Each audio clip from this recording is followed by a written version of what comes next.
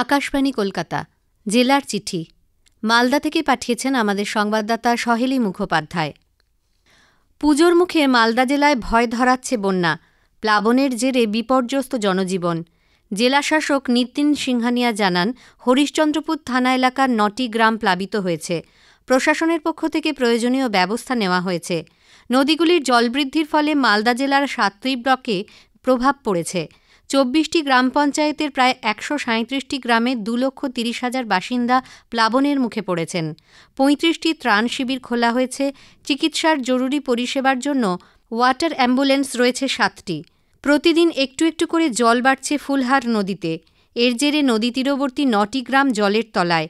জেলার হরিশ্চন্দ্রপুর ২ নম্বর ব্লকের দৌলতনগর গ্রাম পঞ্চায়েতের ও ইসলামপুর গ্রাম পঞ্চায়েতের রশিদপুর, উত্তর ভাকুরিয়া, দক্ষিণ ভাকুরিয়া, কাউয়াডোল, তাঁতিপাড়া সহ একাধিক এলাকা নতুন করে প্লাবিত হয়েছে। বন্যা কবলিত উত্তর ভাকুরিয়ার বাসিন্দা গৌরী মণ্ডল জানান, ক্রমশ জল বাড়ছে বলে তাঁরা খুব আতঙ্কে রয়েছেন। প্রশাসনের তরফ থেকে থাকার ব্যবস্থা করা হলেও তাঁরা বাড়ি ছেড়ে যেতে পারছেন না। প্রশাসনের পক্ষ থেকে ত্রাণ সামগ্রী দেওয়া হয়েছে। এবছর রঙিন শোলার কারুকার্যে ঝুঁকেছেন পুজো উদ্যোক্তরা। দেবী প্রতিমার সাজসজ্জায় সৌন্দর্য আনতে এই রঙিন শোলা শিল্পের কারুকার্যের চাহিদা ব্যাপক।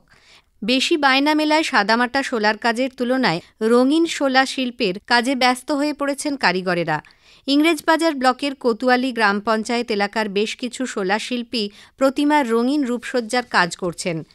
প্রতিবছর পুজোর মরশুমে ব্যস্ততা শুরু হয় শোলা শিল্পীদের। মালদার নানা জায়গায় ছড়িয়ে ছিটিয়ে থাকা শোলা শিল্পীরা চাইছেন রাজ্য সরকার উদ্যোগ নিয়ে এই শিল্পকে টিকিয়ে রাখার ক্ষেত্রে কর্মশালার ব্যবস্থা করুক। এই শিল্পের সঙ্গে যুক্ত কারিগরদের জন্য বিভিন্ন ব্যাংক থেকে লোন নেওয়ার সুবিধা করে দেওয়া হোক, তাহলে আগামীতে এই শোলা শিল্প টিকে থাকবে। মালদা জেলায় এবার পদ্মফুলের তেমন জোগান নেই, ফলে বিপাকে পড়তে পারেন পুজো উদ্যোক্তারা। দুর্গাপূজা থেকে কালীপুজো পর্যন্ত বাজারে প্রায় ৩ লক্ষের বেশি পদ্মফুলের প্রয়োজন হয়। এছাড়া উত্তর পূর্ব ভারতেও দুর্গাপুজোর জন্য পদ্মফুলের যোগান দেওয়া হয়। মালদহ জেলা কোল্ড স্টোরেজ ওনার অ্যাসোসিয়েশনের সভাপতি উজ্জ্বল সাহা জানান, পুজোতে পদ্মফুলের ঘাটতি কমাতে তৎপর পদ্ম ব্যবসায়ীরা। ১ মাস আগে থেকে পদ্মফুল সংগ্রহ করে হিমঘরে মজুত করেছেন মালদহের বেশ কিছু পদ্মফুল ব্যবসায়ী। তারা মূলত দক্ষিণবঙ্গের বিভিন্ন জেলা থেকে ফুল সংগ্রহ করে নিয়ে আসেন। দক্ষিণবঙ্গ ছাড়াও উত্তরবঙ্গের উত্তর ও দক্ষিণ দিনাজপুর সহ বিহার, ঝাড়খণ্ড ঘুরে ঘুরে ফুল সংগ্রহ করে নিয়ে আসেন তারা। কিন্তু প্রাকৃতিক কারণে এবার পর্যাপ্ত পদ্ম অমিল, ফলে চড়া দামের আশঙ্কা রয়েছে। উত্তর মালদহের ব্লকগুলিতে একসময় পুকুরে ব্যাপক হারে পদ্মফুলের চাষ হতো, তবে বর্তমানে অধিকাংশ পুকুরে মাছ চাষ শুরু হওয়ায় পদ্মের চাষ অনেকটাই কমে গিয়েছে। তার উপর এবছর যথাসময়ে পর্যাপ্ত বৃষ্টিপাত হয়নি। বৃষ্টির জলের অভাবে পদ্মের পাতা হয়নি আর ফুলও তেমন ফোটেনি। পুজোর উৎসবের মুখে মালদার আদিনা ফরেস্টে বিদেশি পাখি শুমারির কাজ শুরু করেছেন বন দপ্তর। গত কয়েক বছরের তুলনায় এবছর পরিযায়ী পাখির সংখ্যা বাড়ার সম্ভাবনার কথা জানিয়েছে বন দপ্তর, যার মধ্যে রাশিয়ান বার্ড এই আদিনা ফরেস্টে এবারে বেশি করে বাসা বেঁধে প্রজনন ঘটাতে পারে বলে মনে করছেন তাঁরা। মালদা জেলা জুড়ে ক্রমশই বাড়ছিল সোনার দোকানে ডাকাতির ঘটনা। পুজোর মুখে মালদা শহরের বিভিন্ন সোনার দোকান এবং শোরুমগুলিতে গিয়ে ব্যবসায়ীদের সঙ্গে কথা বলেন পুলিশ সুপার প্রদীপ কুমার যাদব সহ জেলা পুলিশের পদস্থ কর্তারা।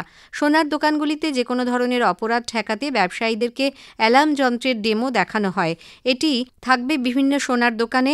কোনো রকম অপরাধ সংগঠিত হলেই দোকানিরা সুইচ টিপে সরাসরি এর মাধ্যমে নিজেদের বিপদের কথা থানায় জানাতে পারবেন। সংশ্লিষ্ট এলাকার থানা থেকেই এটি নিয়ন্ত্রণ করা হবে। বাকি রয়েছে হাতে গোনা আর কয়েকদিন মা দুর্গার আবাহনে, আর সেই কারণে নাওয়া খাওয়া ছেড়ে ব্যস্ত মালদার কুমোরটুলির মৃৎশিল্পীরা। সাবেকি প্রতিমার পাশাপাশি দিন দিন বাড়ছে থিম পূজা। নারী সুরক্ষিত নেই, খুন আর ধর্ষণের ঘটনা ঘটছে রাজ্য থেকে দেশের বিভিন্ন প্রান্তে। তারই মধ্যে দগদগে হয়ে রয়েছে আরজিকরের চিকিৎসক পড়ুয়ার নৃশংস মৃত্যু।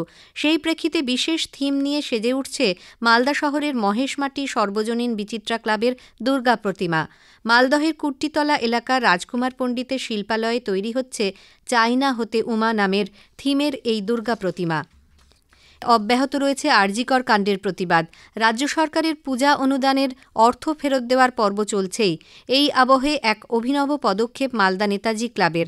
রাজ্য সরকারের অনুদানের টাকায় এলাকার নিরাপত্তা সুরক্ষিত করার উদ্দেশ্যে এবং নারী নিরাপত্তার কথা মাথায় রেখে স্থায়ীভাবে সিসিটিভি ক্যামেরা বসানোর উদ্যোগ গ্রহণ করা হয়েছে।